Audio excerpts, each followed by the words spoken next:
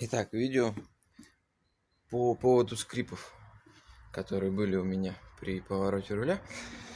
В общем, все, кто говорили, что это шаровые, да, вы оказались правы, но только обе. И левая, блядь, и правая. Потому что вот прям... И это... Ну, это вот получше, пожестче. А вот это-то прям вообще... Ну, это тоже разбито. Я не снял, когда стояли еще на машине и дергали там на подъемнике. Там вообще пиздец. Короче, поменял рычаги оба в сборе. Вот. И плюс еще заметили, что подушка коробки немножко что-то как-то... Ну, короче, вон она вся немножко расслаиваться начала.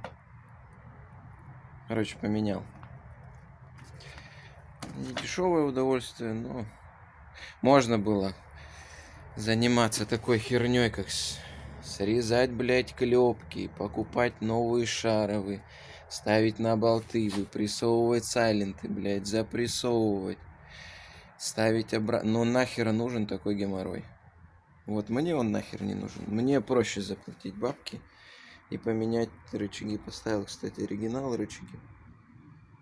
Можно было Китай поставить, но сказали, нахер он тебе нужен, Китай.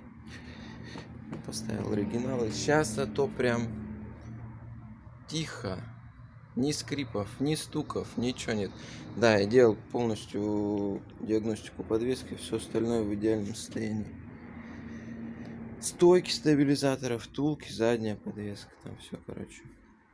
В общем, все, кто говорили, что шаровые, да, были правы, всем спасибо. В общем, видео про то, что вот такие скрипы издают именно вот эта вот херня, когда она раздолбана прям в усмерть. Все. Всем спасибо.